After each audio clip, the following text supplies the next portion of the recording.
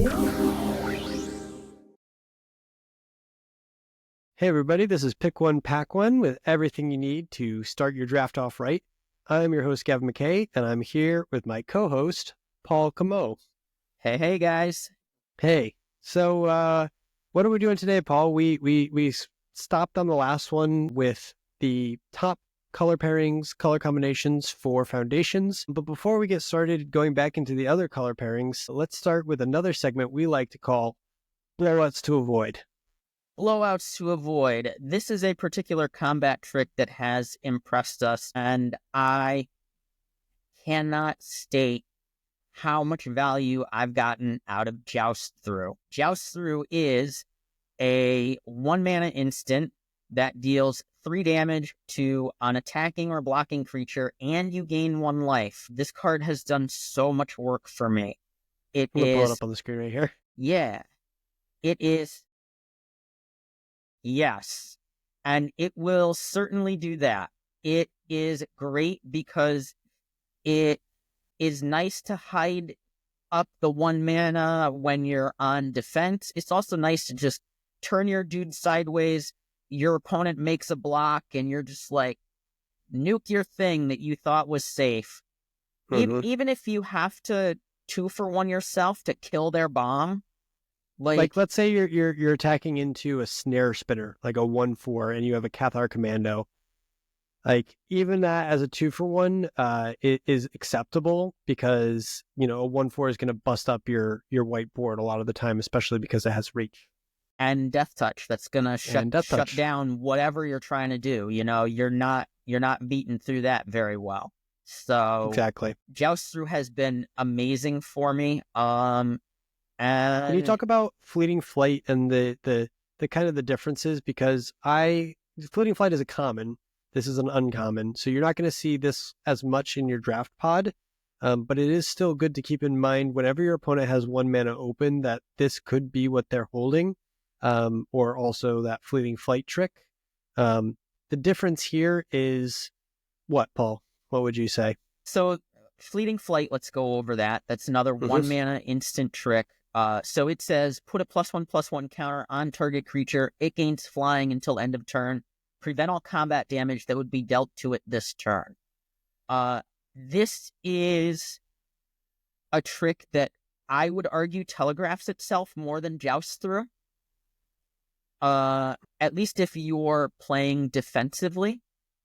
So like if you're jousting through defensively, you're probably just saying no blocks, joust through your guy. Whereas you're gonna, to get the max value out of Fleeting Flight, you're gonna play pre-blocks, do this, my guy flies, prevent all combat damage, declare blocks. So I feel like defensively this card telegraphs itself a little more than a Joust Through. Joust Through, you can just be like, haha, gotcha, on guard, touche. Flavor Text matches that perfectly too, because Fleeting Flight says, on that fateful day, Sir Bridbury's fear of heights was outmatched by his sense of duty. Yeah. So I feel like this one is going to telegraph itself more on defense. On offense, you're probably just straight up announcing this one most of the time because you're probably just, there's the big guy that's going to kill you. If this is a combat trick that you're using offensively, most of the time you're going to do it, pre-attacks, because you don't want that to be blocked and then, have your creature be blocked and gain no value from hitting your opponent. So great point, Paul. What I would also add, just because there are tap effects in the format to be worried about, play this after you've declared attackers, before blocks get moved to. Declare your attackers, turn your team sideways, then jump your big guy, roll from there. It's important because there's that fairy trick, the one that can tap your creature at the beginning of combat. So once you move past that combat step where you regain priority, you can use it at that time. Yeah, definitely. They will still make their chump blocker and be able to chump block, but not tapping down and forcing them to make that trade. You can do it with priority. Like when you declare attackers, you get priority first, so you can jump it into the sky before blockers are declared. So yes, but they would still get to flash in their 1/1s. Oh yeah, because yep, Feywild Trick makes a pair of 1/1s also. that's right. So they would still get to declare They a would still get the block. block, but it would be much more favorable for you. Yeah. Absolutely. Yeah, yeah, you're exactly right. You know, that's exactly what I was thinking. Perfect. So that's the don't get blown out combat trick of the week. So be on the lookout for those two tricks, but especially that joust through. If your opponent has 1 mana open on defense, just be wary. Okay. So today we are continuing our march towards all the different color combinations and foundations. The one that we are ready to talk about first is the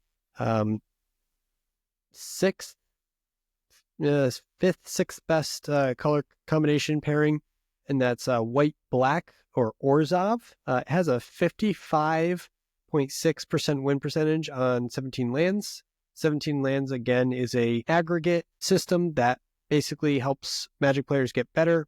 It tells us all of the strongest color combinations and has a lot of great data from a lot of great players to get this information. So Orzhov is the next color pairing that we're going to be talking about. Before you go farther, Gavin, let's shout out. It's 17lands.com. Those folks do a lot of work. We, as a community, very much appreciate the work they do. If you appreciate what they do, go support them. They're not a sponsor, but we really like them. Yes, exactly. So definitely check them out when you can. Orzhov. Talk to me about Orzhov, Gavin.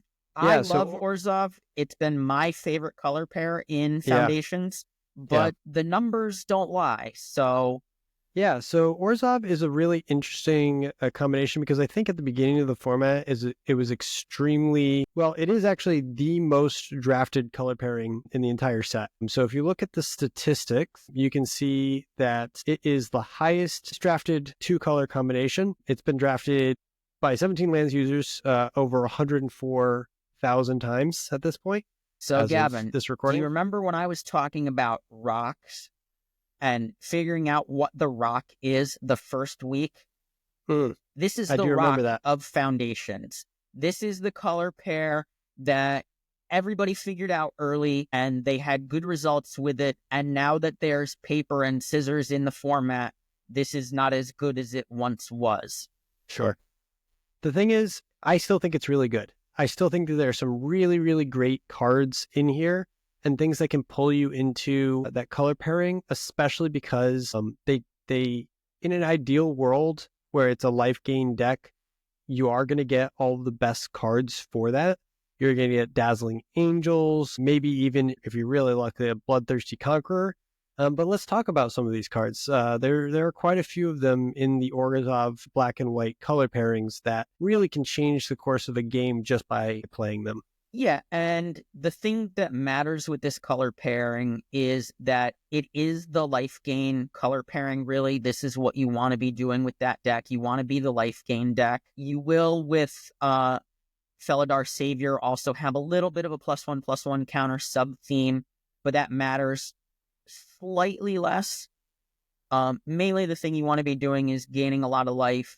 If you have a Bloodthirsty Conqueror, which if we can pull up, we'll talk about. Well, I pulled up Fiendish Panda first because it's the signpost uncommon. It is the signpost. We could talk about Bloodthirsty in relation to this, just in a little bit. But let's give Fiendish Panda a read. Do you want to read that out? Yeah, so Fiendish Panda is a 4-drop. It's 2, a white, and a black. It's a 3/2 bear demon creature. And it says, whenever you gain life, put a +1/+1 counter on this creature. So every time you hit with a Healer's Hawk and gain that life, you're growing this bear. And it says also, when this creature dies, return another target non-bear creature card with mana value less than or equal to this creature's power from your graveyard to the battlefield. Yeah, so like a worst case scenario is somebody kills your Healer's Hawk and you get it back right away when the Fiendish Panda dies. You can basically attack with impunity. Best case scenario is, you can get your Vampire Gorman back, or you can get, any of your more powerful creatures. I mean, 4 power basically gets back everything in black and everything in white that you would want. Your Dazzling Angel's dead? No, it's not. It's coming back because this Fiendish Panda is bringing the sauce. Nighthawk, baby, Nighthawk. Nighthawk, yeah. I mean, like really, there are so many good combo pieces with this card.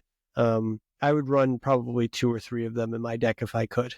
So aside from the signpost uncommon, some of the other ones that we wanted to talk about, Dazzling Angel. That's one that we wanted to take a look at, and I will show here. So we got the Dazzling Angel. Yep. So this is a 3-mana 2/3 angel. It's 2 and a white. It has flying because it's an angel, obviously. Some great art. 2/3. The 3 toughness is relevant. You can't stab this guy. Yeah, that's or true. Girl. You can't burst it without playing the kicker cost. Like the 3 toughness is relevant. And it also says whenever another creature you control enters, you gain 1 life. This is a really, really great card in this set. I would put as many copies of it as I could jam in pretty much any one of my white decks, because the incremental life gain that you're going to get is going to pull you out of a lot of aggressive situations. If you're going up against a very aggressive deck, just that few extra points from incidental creatures entering the battlefield can really swing the difference in a limited game. The art is fantastic, by the way. I can't get over how great it looks. And then her wings ripple with impossible colors, a sign that a miracle is on the way. I mean, that says it all about this card. It is a miracle. I really love it. I think it's one of the best commons in the set. The fact that it's a common is fantastic. I would have put this at an uncommon personally, just based on its impact on the game and how important it is for white decks specifically to pick that up. And it's at its best in Orzhov, definitely. Absolutely. The other card is Felidar Savior, which is a 4-mana creature, 3 and a white. It's a cat beast, and it has lifelink, which is great, especially in a life gain deck. And then when this creature enters, put a 1/1 counter on each of up to 2 other target creatures you control. Cut and bruised from his climb to the summit, Zahir wept with relief when he saw the Felidar's horns appear. So this is a really cool card because it has all of the relevant things you could possibly want in white. It has life gain, it has +1/+1 counters, and it's a cat. I mean, there is a very small cat sub-theme throughout this entire set.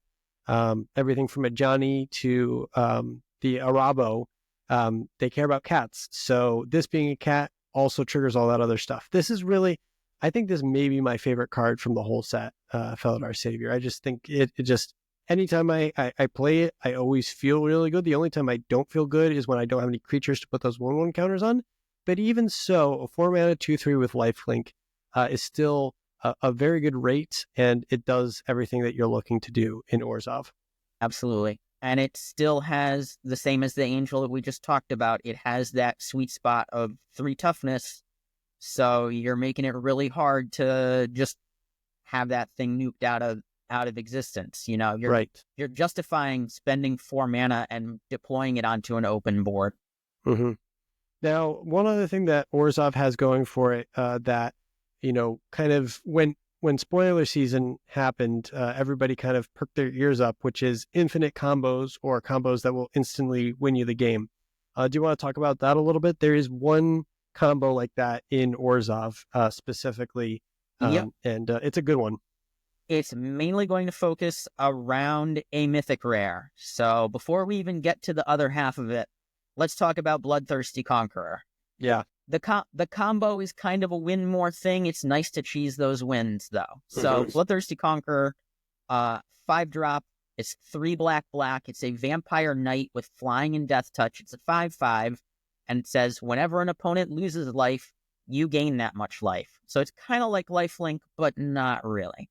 It's kind of like everything you deal damage with has lifelink now.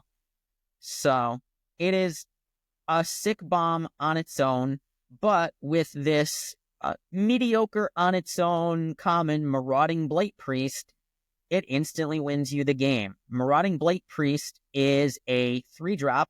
It's 2 and a black. It's a vampire cleric. It says whenever you gain life, each opponent loses 1 life. And it's a 3/2. So you deal them damage while you've got the Conqueror and the Blight Priest on the battlefield together, and that triggers the life gain of the conqueror, which then Back and makes forth. them lose life from, back and forth. Just bam, bam, bam, bam, bam, bam, bam, bam. You dead.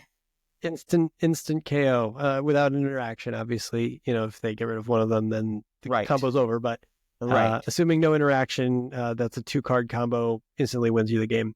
So, obviously that is a very flashy way to win. The fact that it requires a mythic rare and a couple other stipulations for that to work, it's not going to be every time, you play. I mean, the Bloodthirsty Conqueror could probably win you the game on its own just by being a 5-mana 5/5 with flying and death touch, and whenever your opponent, basically the text on the card is just good enough for it to be a bomb on its own. Absolutely. But just throw in the added bonus that it can, kind of win you the game on the spot is really awesome. I mean, it's also reflected in the price. Absolutely. I had this in my pre-release, one of my pre-release pools. Amazing. And I got to do the combo against somebody. They tapped out, and then I slammed Bloodthirsty Conqueror and attacked with like a Healer's Hawk or something and just hit them for 1 and just said, hit you for 1. GG.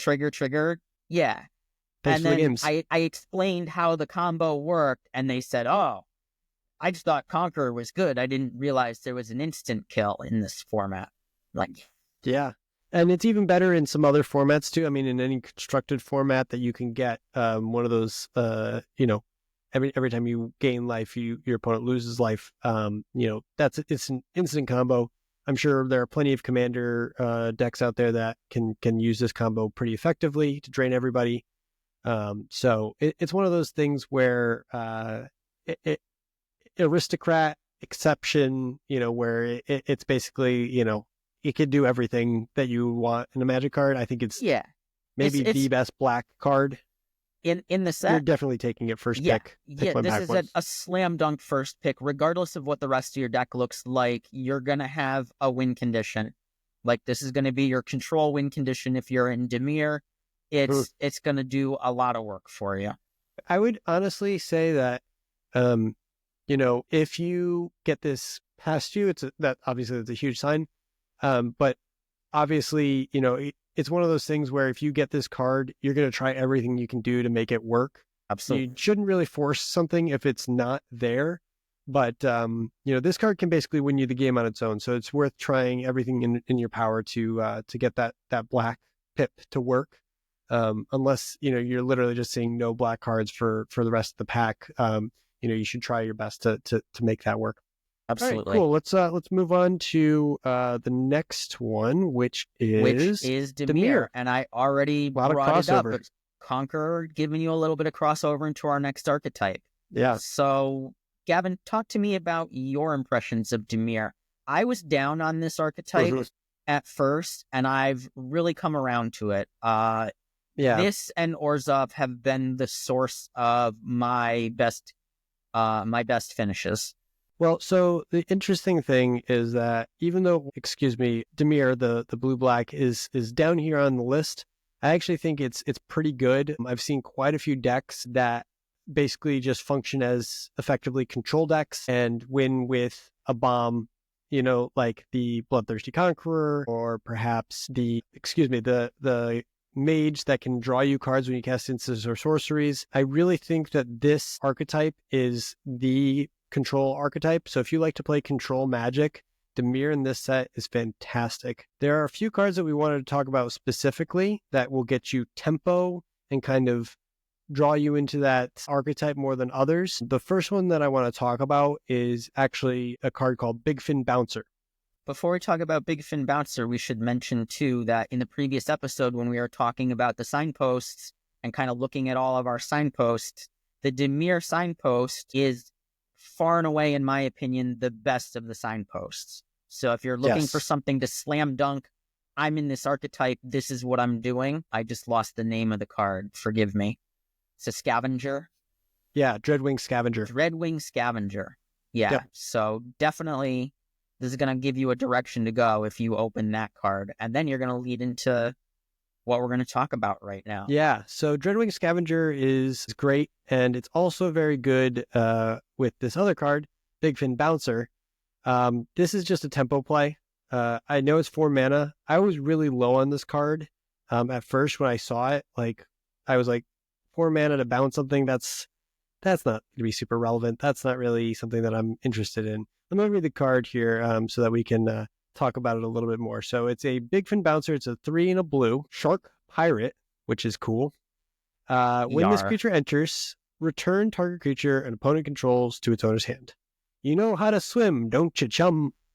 And he's tossing the guy overboard.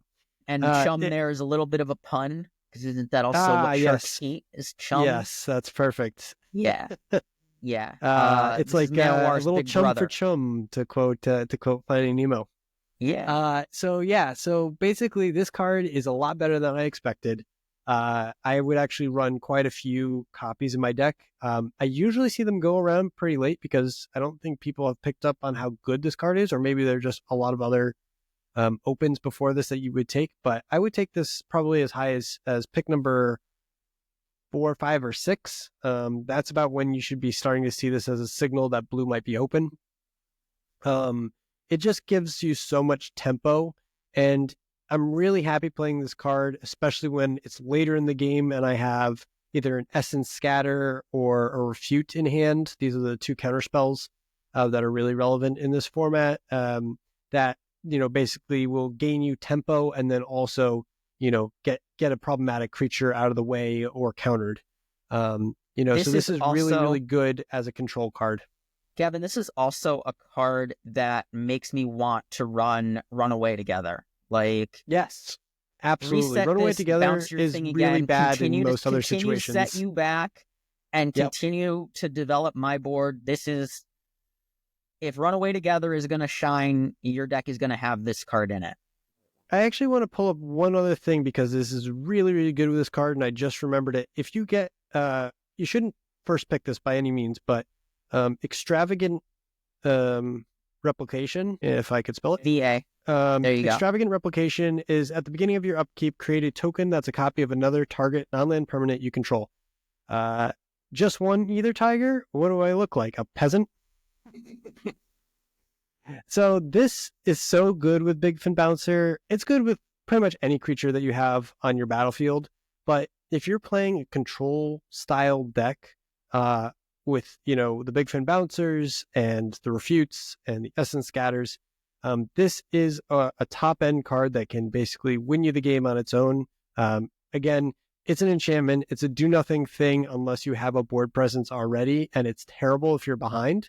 But I think it's at its best in Dimir because Dimir gets access to all the black 1 mana kill spells that we're going to talk about in a second. But it also has these bounce effects like this Big Fin Bouncer. There's one other card that I wanted to talk about right here, the Strix Lookout. The 2/1 Vigilance Flying. 1/2. It's a 2 mana card. It's a 1 and a blue. Flying in Vigilance, and then it's got the draw card, then discard a card for 1 and a blue as a tap ability. Wise, washful, fashionable, because he's got the glasses. I love this little guy. This owl does so much work. I have started picking this card higher and higher when I've been in blue. I would, if I had an unexciting pack, I would first pick this card. If my pack was the dregs, I would first pick this card, and I would be happy to take it. This is like the peasant's version of the Dreadwing Scavenger, because it's 2 mana, and then it's got that same ability on it. There's just so much you can do with this creature. It absolutely hoses Healer's Hawks. Yes, it does. Like if you're playing against another white deck, this 1/2 body just absolutely hoses it, and you can attack freely through. You can attack through this. You can also attack through the 1/1 that's created by the Infestation Sage. It's just a really good blocker against all the X1s. I mean, like this bird does everything you want it to do as a blue common. I think it's really one of the best things you can see. Like if you see this pick 8 or 9, like that's probably a signal that blue is pretty open. Wide open. Yeah. So aside from those two, the other 2 things I wanted to talk about were Micromancer, which is a reprint from Dominaria United. And then another reprint from Dominaria United, Tolarian Terror. Let's talk about the Micromancer first, though. Yeah, absolutely. Micromancer is a 4 mana, 3 and a blue, human wizard. When this creature enters, you may search your library for an instant or sorcery with mana value 1. Reveal it, put it in your hand, then shuffle. Ideas don't have to be big to be great. Micromancer. The 3/3 body is not anything to sneeze at either. It has the magical toughness of not getting stabbed. But I've actually just pulled up all the hits that she can get, right? So there are 3 white cards, 2 black cards, 2 blue cards, 2 red cards, and 3 green cards. So you'd think, oh, she's probably best in white, blue-green or blue-white. Wrong. The reason is the 2 best things to go and get with the Micromancer are the Stab, which is target creature gets -2/-2 until end of turn, and Eaten Alive, which is a 1 mana, basically exile anything effect. This gives you so much protection. Eaten Alive. You want to talk about it some more? Yeah, Eaten Alive is really what you're doing. When you have Eaten Alive in your hand normally, and you don't have something to sack, you're paying 5 for this. Micromancer just becomes a copy of Eaten Alive that's already in your hand. You're paying 5 mana and you're nuking the most problematic thing your opponent has. Like, it's sweet. It's a great card. The fact that it can be paid for with mana or creature can be super relevant. In Dimir, you're really playing the long game, so it's not unusual to have the 5 mana available, especially if you're casting Micromancer the turn before. Because 4 mana. You're just Micromancering for this and sacking the Micromancer straight off to this card you could absolutely do that nuke too. Their thing, Yeah. I mean, it literally goes and just grabs you an extra piece of cardboard. What else do you want from that? I mean, the only thing that is a little bit of a downside is you have to make sure you have enough hits for that. So if you draw them, you'll still have stuff to go get. There's nothing worse than a flaccid Micromancer, where you're searching your deck, you got nothing left. The other thing that's great too is this fleeting distraction, because it cycles, and it also can be a nice little combat trick. It's less good when your opponent knows about it. Same thing with the Stab. It's less good when your opponent knows about it, but they still have to account for it. And especially that Eaten Alive, that can basically just shut them up entirely, and basically not let them play whatever their best thing is, because they know it's just going to get eaten the next turn. Well, Gavin, I also don't think Micromancer is your 4-drop. It's not what you're doing on turn 4. It's what you're doing later in the game when you're going immediately Micromancer into whatever I just tutored for, Yeah, you can do that too. Absolutely. I mean, and we're going to talk about this a little later in Is It, but if you Micromancer for a Bolt Wave or a Burst Lightning, that's great as well. It's just a very, very good card. I think it's at its best in Dimir. I would play probably a couple different copies of that Micromancer. And then, the biggest disappointment for me this set was actually Tolarian Terror, which is also from Dominaria United. Let me just read that real quick. It's a 6 and a blue.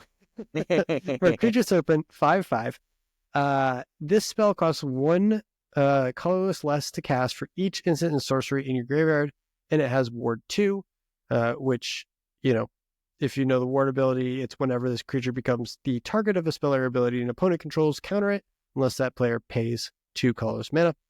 Afterward, a number of treatises on sea serpent morphology were swiftly revised. I mean, Tolarian Terror seems like the end-all be-all card, and I do like it best in Dimir. However, it was so much better in Dominaria United than it was here, simply because there aren't that many cheap spells that stay in your graveyard. Flashback is a important mechanic that basically allows you to cast things from your graveyard, and some of the things that will stay in your graveyard don't actually remain there. They go away after a little while. I'm specifically thinking about Think Twice, which is a draw spell for 2 mana at instant speed, and then 3 mana later from your graveyard. If stuff is leaving your graveyard, you're actually not getting a big discount on this 7 mana creature. I have only seen this cast for a couple mana, like twice or three times in my whole time of playing the set. There just aren't enough spells in the set that are cheap enough to get this to where you're playing this on turn 4 or turn 5 like you were in Dominaria United. In Dominaria United, you could get 5 or 6 cantrips.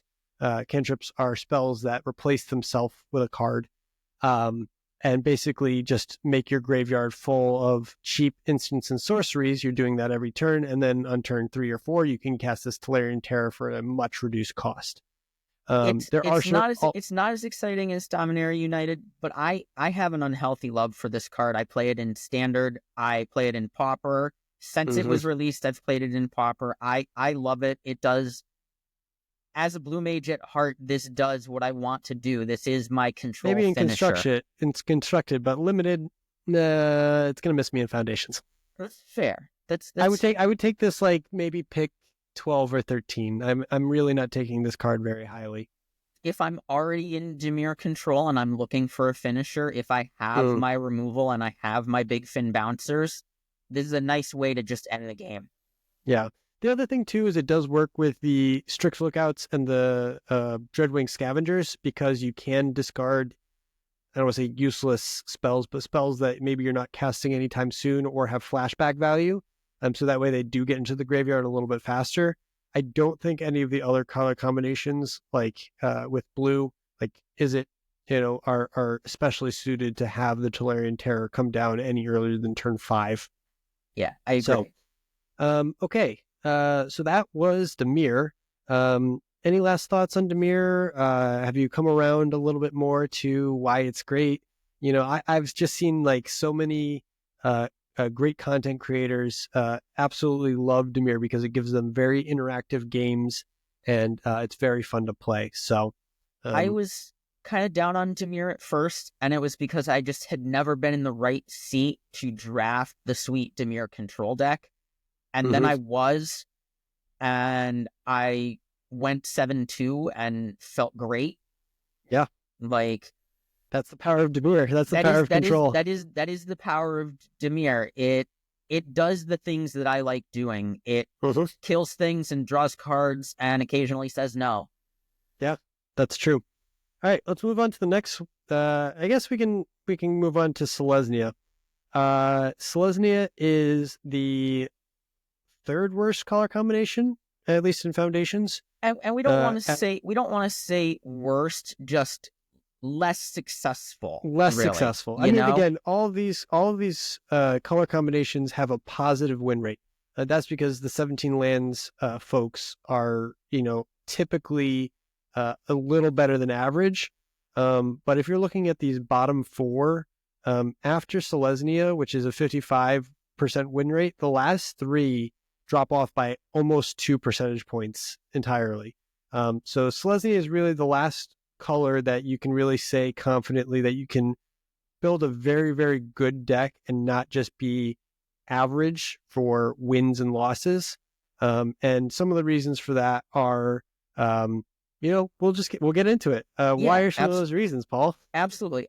So Selesnya kind of suffers in that its signpost card is not very good.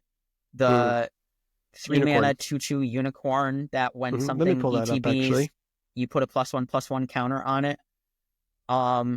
It's the Good Fortune Unicorn. 1 green-white unicorn 2/2. Whenever another creature you control enters, put a +1/+1 counter on that creature. Catching even a glimpse of one is the start of 8 years of good luck. I don't think this set is going to be out for 8 years. It's going to be out for 5 years. 5 years. So we'll be drafting this for 5 years. I don't think in those 5 years I will draft Good Fortune Unicorn more than maybe once or twice. Yeah. If that. It's okay. So this is the typical trap of a drafter that sees this card like 4th or 5th pick and pivots into Selesnya because of this card. Don't do that. It's not a trap, but it's never as good as you think it is, because a +1/+1 counter, in the best case scenario, is going to give you a moderate combat advantage. and doesn't really add anything else in terms of card advantage, like, drawing cards or gaining new life or anything else that really kind of impacts the board. A lot of the cards that are in white or in green have pretty standard stat lines, nothing that is really above rate that it can't be dealt with most other color combinations. And I think that's what leads to some of the negative response to that. Gavin, I could be on board with this card if it put a counter on itself in some way. Yeah, if you could make this a 3/3 in some way, I would be all about this. But this does not pass the stab burst lightning test. It just dies. It just dies. It's a unicorn. That the reason that unicorns are extinct is because they keep getting stabbed. Yep. And 1 mana for your 3 mana play, it's just a bad rate. So bad. It never sticks around. It just never sticks around. Yeah, I mean, so that's the Good Fortune Unicorn. I mean, the thing that I've found with Selesnya is that, the thing that it's trying to do, other colors are kind of doing it better. For example, the Gnarlid Colony. I mean, this is a fine 2 mana play. Let me read it out. Gnarlid Colony. It's a 2 mana, 1 and a green creature beast, 2/2, and it has kicker. So you can pay an additional cost, which is 2 and a green as you cast the spell. If this creature was kicked, it enters with 2 +1/+1 counters on it. Each creature you control with a +1/+1 counter on it has trample. So it's 5 mana for a 4/4 that gives other things trample. I wish it was 3 +1/+1 counters. I feel like that would be more impactful. 5 mana for 5 toughness with upside. I mean, if you're paying that much for a kicker, you've got to have additional mana. You got to have 5 mana. You might as well get an additional counter on there. It would make it a much, much better card, I think, than a 4/4. Because a 4/4 trades with, just quite a few creatures and doesn't impact the board as much as I would like it to. The actual way that this card impacts the board the most is that second line of text, which is each creature you control with a +1/+1 counter on it has trample. And trample is, dealing additional combat damage when it goes over another creature. So I think that's the most relevant part of this card. I think that it's just a very replaceable 2-drop that, can be good in some situations, but it's not great. Do you feel the same way? If you're in Selesnya and you have this card, you really want its friend, the cat, Felidar Savior, putting +1/+1 counters on other things. You really need to have that to be doing anything in this format. And as we're going to see, trample is kind of the name of this archetype. The other thing too, though, is Felidar Savior is good in every other white deck. So you're going to be fighting other people for the Felidar Savior. Like, it's going to be good in white-blue. It's going to be good in, white-red, white-black. Like, the Felidar Savior is good in every white X deck. Right. And so, but this is where the situation comes where you're in white already and you're looking for something to pair it with. And a Gnarlid Colony and some other things show up. Not the unicorn, obviously, but something green comes your way that you're like, oh, I could take this. Or maybe you picked the Llanowar Elves early when there wasn't something else. And now you're like, well, I'm in white, definitely. I've got the cat. I'm doing white things. And now I'm in green also, because this is just where the seat was. And that's how I end up. Right. Well, honestly, speaking of trample, this is the card that really speaks to me as the heart of where a green-white deck would be the most effective. Overrun. I mean, it's back. Some say it never left. I'll just read it out. It's 5 mana, 2 and 3 green pips. So you really have to be in green or have a lot of Llanowar Elves to make this work. Sorcery. Creatures you control get +3/+3 and gain trample until end of turn. So this is great in go wide strategies where all of your creatures are basically going to become monsters. I forgot to read the flavor text. Nature doesn't walk. This is your prideful parent deck. There's a cat deck.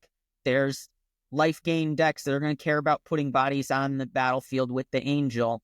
But if you're looking for a home for your prideful parent, this is it. Yep. Prideful parent. Any other cat synergies?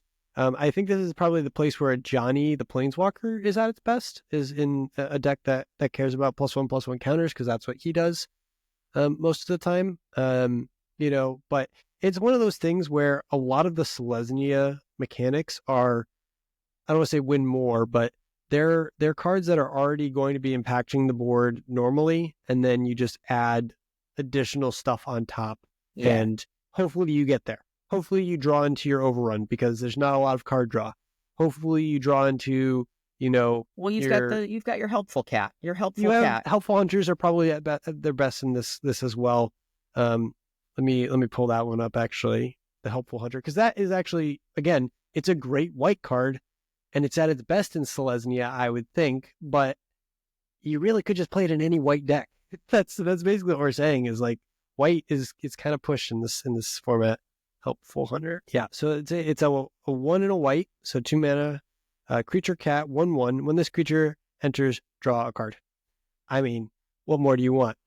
The conquering hero returns. What trials did you face, little one? RC cat. So I mean, like it's basically the cat version of Spirited Companion, right? Helpful hunter. Elvish Mystic. Right? Elvish Mystic is the draw card. I think one. Elvish Mystic is 3 mana. Is it? Correct me if I'm wrong. Well, we can find out. No, that's the one drop. No. There is a 1 and a green elf that draws a card that was played in Modern Elves, I believe. Yeah. Well, anyway, it draws a card when it Maybe enters, it wasn't modern. And that's exactly what this card does. It's great. I put it in every single one of my white decks. It's a fantastic card. Again, maybe at its best in Selesnya, but again, any white deck that you're throwing together, put this card in it. Like, absolutely. I would take as many Felidar Saviors, Helpful Hunters, Dazzling Angels. I mean, just those 3 cards alone will win you a lot of games. It just will, because you're getting the 3 best white commons, that are out there, and that's significant. That'll win you a lot of games. So yeah, back to Overrun. I mean, when you have this many, creatures on the battlefield, this many cats on the battlefield, maybe, it really does add up damage very, very quickly. +3/+3 goes a long way when you put it on multiple bodies. It sure does. The only real downside that I can see is this 3 green pip. So you really do have to be in green quite a bit to make this work. And it is, 5 mana, so not insignificant to get to that. But there are some times where this card is just going to sit in your hand and rot, because you're either not going to be able to cast it, or you're not in a board position to take advantage of it. Last creature we want to talk about for this Selesnya is Inspiring Paladin. So this is a 3 mana, 3/3, 2 and a white for a creature, a human knight. During your turn, this creature has first strike, and then during your turn, creatures you control with +1/+1 counters on them have first strike. As the line faltered and thunder of hoofbeats heralded desperately needed aid. So this is kind of like the Gnarlid Colony equivalent in white. This is something that gives, first strike to your creatures that have +1/+1 counters on them. Kevin, I would really, This card is fine by itself, though, which I feel like the Gnarlid Colony is less exciting. Yeah, no, this definitely is better than the Gnarlid Colony. I would definitely take it higher than the Gnarlid Colony, given the 2 choices. I just think that this is at its best in Selesnya, because that's the +1/+1 counter theme. But as we'll see, spoilers, in the next color pair, it seems like that kind of doesn't always end up being the case. All right. Elvish Visionary was the card, by the way. Elvish Visionary. Okay, yeah. Is that 3 mana? 2 mana. It's 2 mana. One and a green, 1/1. Elf That's Shaman, ETB. Green card draw card. Nice. We don't enter the battlefield anymore. We just enter. We just enter. Open the door and enter. All right, so let's talk about there's a pretty significant drop off between these cards, between these color pairings between white, green, and the next combination that we're going to be talking about, which is blue, green, otherwise known as Simic. Like I said earlier, there's a 2.5 point drop off between Selesnya and Simic. So just bear that in mind when we're talking about this. These last three colors, are really not something that you want to actively pursue. And really, the win rates suggest that even the best players that are using this 17 lands data can get just above a winning percentage with these color combinations. So it would take a very special card to kind of put you into those colors. So why don't you kick it off, Paul, with talking about Simic and those cards that you would really look for in that color pairing. So the sad thing with Simic, from my perspective, is that it lacks an identity of doing things. The green cards that matter and the blue cards that matter don't really complement themselves together. The thing that's pulling you into Simic is really two cards, Zimone and Tatyova. So whichever one you want to pull up first, let's talk about Zimone, Paradox Sculptor. This is a 4 mana. It's 2 green blue for a legendary creature human wizard. It's a 1/4. It says at the beginning of combat on your turn, put a +1/+1 counter on each of up to 2 target creatures you control. And then blue-green tap, double the number of each kind of counter on up to 2 target creatures and or artifacts you control. So if you've got artifact counters, it'll do that too. Yeah, so... I don't know, maybe, I guess the Ravenous Amulet is an artifact that gets counters in this set, but... I don't think the counters part matters for artifacts. That's really the commander text stapled there. For limited, we just care about making our creatures big.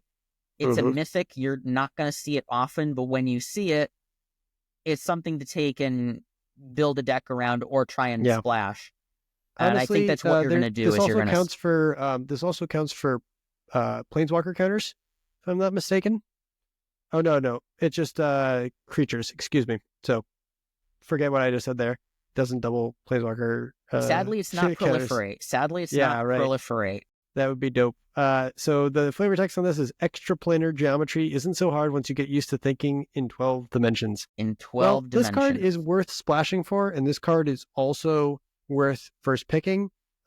Just the value that it generates immediately once it enters and you move to combat it's basically like a Felidar Savior on steroids. Absolutely. It can put counters on itself. It can basically turn any creature into a relevant creature. It's like if Felidar Savior and the Spider, is it like a snare spinner? The 1/4 snare spinner. The 1/4 snare spinner. If they had a baby, this would be Zimone. But in and of itself, it's not a reason to necessarily even go into blue-green because, again, it's a great card. It can win games for you on its own. But the things that matter with +1/+1 counters, it's really more of the Selesnya thing. Yeah, it's really, and that's why you kind of have to talk about Selesnya and Simic together, because you're most likely going to be green-white splashing blue for this card, most likely, if you're doing the +1/+1 counters thing. Or, the next card we're going to talk about, Tatyova, you really want to do the gain life in sort of thing, draw cards, but you're not, there's nothing around this card that is exciting. This card is exciting. I love Tatyova. This is another Dominarian throwback, not United, but original Dominaria. Yeah. It does not have a home here that really screams this is the thing we're doing, Yeah, I think that Tatyova is a very strong card. The fact that it's an uncommon, as opposed to a mythic. I think at one point it was a mythic, right? Or at least a rare. I don't think so. I think it's always been. I think it was part of the. But you're right. It has always been an uncommon. That's crazy. Yeah. I think even in OG Dominaria Draft, this was your uncommon signpost. Because in OG Dominaria, the uncommon feels like signposts it should be were more all legendary. Like a rare. Yeah, it's the effect is so strong. Yeah. I just want it to have a home more than just being good on its own. And it's like just a great card that doesn't have a deck that really wants it. You know what I mean? Yeah, I mean, there is one more Simic card that is completely busted, and that is Coma, the Serpent. Coma. It's the Coma World Eater. I mean, these three cards are really the only reason that you should be, I think, in Simic. Agreed. You know, I mean, that like the fact that it can't be countered, trample, ward 4. I mean, it's basically the most unkillable card. I've lost this card, you know, quite a bit. If your opponent is able to spend the 7 mana and the 2 green and blue pips to cast it, you know, it's more or less game over. Congratulations, GG. Yeah. Yeah.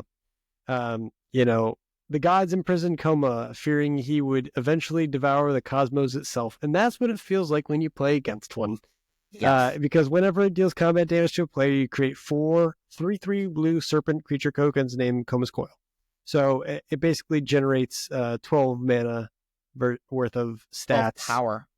12 power and 12 toughness worth of stats on, you know, whenever it deals combat damage, and it's got 8 power and 12 toughness. So you have to throw your entire board in front of it to stop it, or basically you lose the game. You throw your entire board in front of it to stop it, and because the toughness of your things is not as big, it connects, and bad things happen. Bad things happen. I mean, the biggest point that we're making here is that 3 cards do not color make. They don't an archetype color combination make. No. So like, just because they have very powerful individual cards, don't be fooled into thinking that you should be in that color pairing unless for some reason you see just everything that you could possibly ever want, every great card that we've talked about in blue and green, you know, come through. It's just not going to happen. It's just not going to line up that way. There are too many good cards that are needed for other decks that you're going to be fighting for. And, you know, it would be a miracle if you could pull off the Coma World Eater deck. You know, it'd be great, but it just seems like it's too much mana, it's too finicky, and the color pairings don't have enough cards that really pull you in that direction. Cool. The last 2 here, we can kind of talk about. We don't need to talk about them together, but it's Izzet and Golgari. Both of them have a pretty dismal win rate on 17 lands, and I'm sure, you know, at large it may be even worse. It just, I hate saying it over and over again, but Izzet can't seem to catch a break. Like, is it good? The answer is no. It's bad. It's bad. I wish it wasn't bad, because spell slinging is fun. Making, you know, doing the control thing or doing whatever. I mean, it's so hard for you to put it together without a couple copies of the Signpost Uncommon, which is Balmor, Battle Mage Captain. I love this card. Again, Dominaria throwback. Dominaria had some freaking hits, man. They really did. Dominaria United. I'm just going to read DMU and OG Dominaria, there's a lot of that in Foundations, and I'm here for it. Yeah, it's great. It really is great. I just love it. So it's a legendary creature bird wizard with a blue and a red mana as its casting cost. It's a 1/3, which you'd think it would be a little understated, but no, it's got flying. And it says whenever you cast an instant or sorcery spell, creatures you control get +1/+0 and gain trample until end of turn. Even the most hardened armies are ill-equipped to defend against an onslaught from the sky. And that's exactly what it feels like when you play this card. Not to say you can't build a good Izzet deck. I built one the other day and it got me 6 wins. You know, so almost there. And it's not to say that you can't get 7 wins with an Izzet deck. It takes everything being past you. Every burst lightning, every fleeting distraction, every cantrip, you know, like it's a spell slinger deck, and you need to get every single spell, and all the other colors are fighting for those same spells at the table. A little bit of magical Christmas land is going on there, Gavin. Exactly. Like, you need this card. You need lots of other support cards to make it good. Or you need a bunch of rares. You know? Like, those are kind of the Izzet deck, right? Like, they got a burst lightning, a fleeting distraction, think twice, Elemental Adapt, Strix Lookout. There's Balmor here. They have a Micromancer, a Krenko, and then at the top end, they've got the Drakuseth, plus 2 Big Fin Bouncers, which we talked about earlier. Like this kind of deck is a control deck. And Balmor is here, but there are some cards that can basically win you the game on their own. The Krenko, the Drakuseth.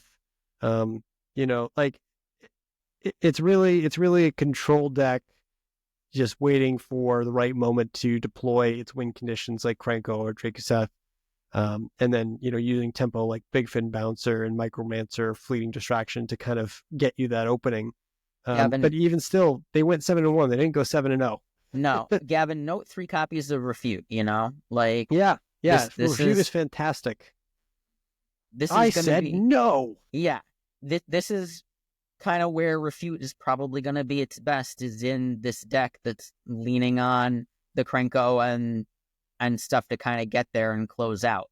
The problem with it, though, is you're playing this on your opponent's turn instead of on your turn, where Balmor shines most with right. There's a little bit of a non-bow there. A non-bow there, yep, exactly. So like playing Balmor with a bunch of counter magic doesn't actually work, because you're getting the effect of the +1/+0 and trample on your opponent's on turn, the wrong turn. Which that's not when you want to be casting it. So again, while you can build a good deck, it seems like there's a little bit of it working against itself, because it wants to be a counter deck, but it also wants to be aggressive. I would have loved to see Wizards commit to one direction or the other direction, to really, solidify, what it's trying to do. Because I truly think like blue-black Dimir is a control lover's dream. Like it has all the tools to be a control deck. And I think red-blue could also be a control theme, as evidenced here, with all the refutes and, the essence scatters. It's just their Signpost Uncommon is such an aggressive card that it doesn't really match with what the actual best cards in this color pairing are trying to do. All right, so just a couple other things that we wanted to mention. Some of the other best cards in red for this type of deck are the Twin Flame Tyrant, which you can see here. Again, this is just like a win more card. It's a great card. It's a 3/5, 3 and 2 red mana for 5 mana, flying creature dragon. If a source you control would deal damage to an opponent, or a permanent an opponent controls, it deals double that damage instead. Job only paid enough for 1 head. I'm out. Perrin, veteran mercenary. like you said, Gavin, this is kind of a win more card. It's a mythic rare. It's not the thing that's screaming, this is an archetype, do this. It's just, this is a decent card on its own. It's a very good card. The other thing is just, it pairs well with this other card that's kind of good in this style of deck, Firebrand Archer. I would love to see the Firebrand Archer have reach, an Archer having reach, that kind of tracks, but, it's not to be. It just does 1 damage to each opponent whenever you cast a non-creature spell. Word of Vengeance and her arrows awaken in flame. Cool card. Love the art, but... Gavin, I thought this was fine back in Hour of Devastation. Not fantastic or anything, but it just feels like overall there's not a good spell slinger Izzet deck, and that's really what you want to have. Like, this is a more aggressively slanted card too. This would work with the Balmor a little bit better. Yeah. And certainly if you're trying to just storm off and cast a bunch of cantrips or 1 mana spells or something that's going to, copy your spells or double your spells or something. Well, there's nothing like that in the set. There isn't, a spell doubler or anything that generates additional mana or treasures or anything. And so the spell slinger aspect of it, I thought Bloomburrow did a really good job of trying to do and it still ended up being one of the weaker color combinations in Bloomburrow. Yeah. But at the same time, like, I wish that Wizards could figure out, is it because when you play it, it feels powerful and you feel like a wizard. You feel great. You feel like that's what you should be. That's what you should be playing. That's why we like Magic is because We get to feel like we're really, casting spells and stuff. So Yeah, and I think the last time that I remember Is It Spellslinger being good was one of the Ravnica sets that had the Cyclops, Steam Cyclops something. Mm-hmm. I actually think that in Dominaria United, where Balmar is from, there was a very good Is It deck because it was aggressively slanted. So I think that was also a time when Is It really had an aggressive slant to it, and it really worked to its benefit. Piston Fist Cyclops. Piston Fists, good old Piston Fists. From Guilds of Ravnica. One hybrid Is It, creature Cyclops, 4/3 defender. As long as you've cast an instant or sorcery spell this turn, Piston Fist Cyclops can attack as though it didn't have defender. I feel like there was a riff on this card that was in one of the more recent Ravnica sets. Was it Ravnica Allegiant? I see Guilds of Ravnica here, but I don't see any other printings of it. Not this card, but a riff on maybe something like this. Yeah. That grew its power, and when it died, you could you could burn something equal to its power.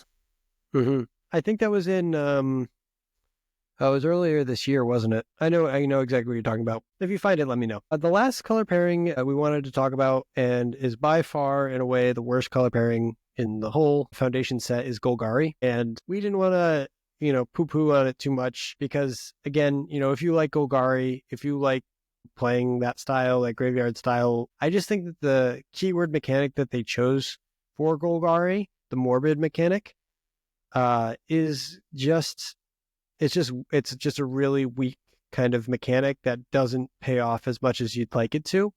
And that's one of the traps and one of the weaknesses of Golgari, is that the Signpost Uncommon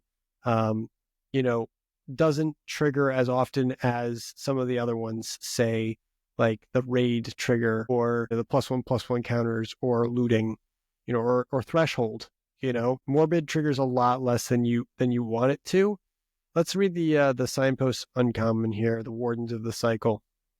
Yeah. The Wardens of the Cycle, it is a creature elf warlock with 4 mana cost with 1 black pip and 2 green pips. So again, already a pretty hard casting cost. You have to have pretty precise mana to get this out on turn 4.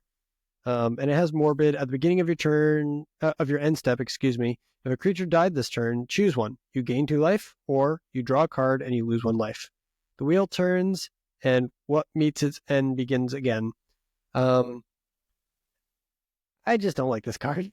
I just don't like it. Its stats are not as good for something that has such a high casting cost.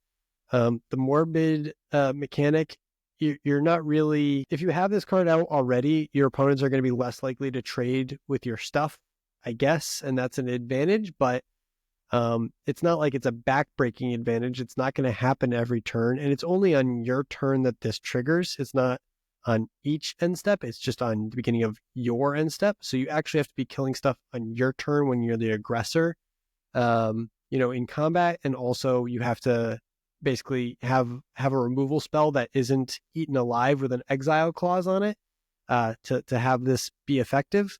The other thing too is that combat tricks in green tend to be bite and fight effects, which naturally lend itself to needing a creature on the battlefield for that to work. And it just seems like it's a little bit clunky. What do you think, Paul? I feel like overall morbid, this card almost shouldn't have any text. It doesn't feel like it impacts the board significantly enough. As you said, if this was also triggering every end step, like on your opponent's turn as well, I could see a reason to play this, because you'd be getting action when you want to be playing your removal spells, in theory, But 4 mana for a 3/4 that doesn't do anything by itself immediately and needs other things to happen, I just feel like that's not where you want to be. Yeah, I would not take this card first. I think it's actually the weakest of the Signpost Uncommons. Like, if I saw all of them in a pack together, I think I would probably take it last. More so than the Unicorn, even? Yeah, more so than the Unicorn. Wow. I think I would like every other a signpost uncommon over Wardens of the Cycle. I think I would take it. I would take the Good Fortune Unicorn over it pretty much every day of the week. It's just such a do nothing effect most of the time, and to be optimistic about it and say, oh, I'm going to have a bunch of removal with this. I mean, that's just too idealistic. I mean, are you going to kill something? Are you going to kill a 2/1 or a 3/1 Wary Thespian with your bacon to a pie just to get that morbid trigger? No. Like it's not as impactful. A lot of the signposts also are a sign to do a thing, The eagle says, build a deck with flying. All my flying creatures are going to get +1/+1. Good Fortune Unicorn, +1/+1 counters matter. Wardens of the Cycle doesn't really say anything to me about an archetype.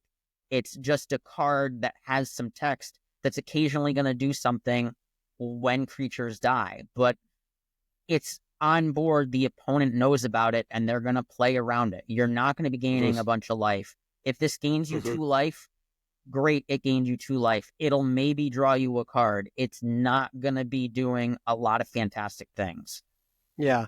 It's just the effect is too minimal for the impact that you need to spend to get it on the board, and have it be effective. Everything else that the green and the black stuff can do, I would rather pair it with pretty much any other color combination. Yeah. And the numbers reflect that. The numbers say exactly what we're saying here. We are almost out of time here. We are definitely excited for this set. I can't stress this enough. I'm so happy with the way that Wizards approach this. You said something interesting earlier that it felt like an old Magic set with updated power level. This feels to me, Gavin, like Boomer Magic. This doesn't feel like a core set, like how we're kind of treating it and approaching it in the year of Lord Garfield 2024. It feels like an old Magic set from back in the day, like an Odyssey or something that cared about Threshold, that had the juice dialed up, Yeah. It definitely feels like the draft environment and the sealed environment are both pretty competitive. And no matter what deck I go up against, I know that my opponent has a chance to have a really good deck. I mean, none of these decks that we talked about have less than a 50% win rating. These are just slightly below average or slightly above average. The difference in the points is about 5 to 10%, give or take, on any draft table. But the thing that really sticks out to me is how balanced it does feel when you're playing. Obviously, there's some variance, there's some screw, there's some flood where you're not drawing enough lands or you're drawing too many lands. But I think in the colors that are the strongest, they're more consistent because they're able to do card selection a lot better, and they're able to really get at the heart of what their deck is trying to do quicker. Without getting too deep into it, Gavin, too, I also want to reiterate kind of what you said about all of these archetypes had a better than 50% win rate. It's not like these are, don't draft this. It's that draft this when, especially for these archetypes that we've just talked about. Don't just straight up avoid the archetypes that we talked about in this episode. Draft them when they're open and the stars align that you have. Well, I opened Zimone and I got Tatiova passed to me. And by the way, pack 2, I opened a Coma, do that when it makes sense and don't when it doesn't. Find the appropriate lane to be in. That's right. And we're going to talk more about lanes, finding open lanes, and figuring out when to take some of these cards in future episodes. We're hoping that you'll be along for the ride, and we hope that you've enjoyed this episode. If you want to support us, we have an Instagram page. It's Pick1Pack1, P-I-C-K, and then the number 1, and then Pack1, P-A-C-K, number 1, pod. and that's at Instagram. And we're also going to be taking feedback and responses from everybody, what you liked about the episode, what you didn't like about the episode, what we should talk about next, and what your favorite recurring segments are. And we really hope that you enjoyed this episode with us. And we love talking about Magic. We hope you love listening to us talk about Magic. Please share feedback, and we'll see you on the next one. Thank you guys for listening. Have a great one. All right. Bye-bye.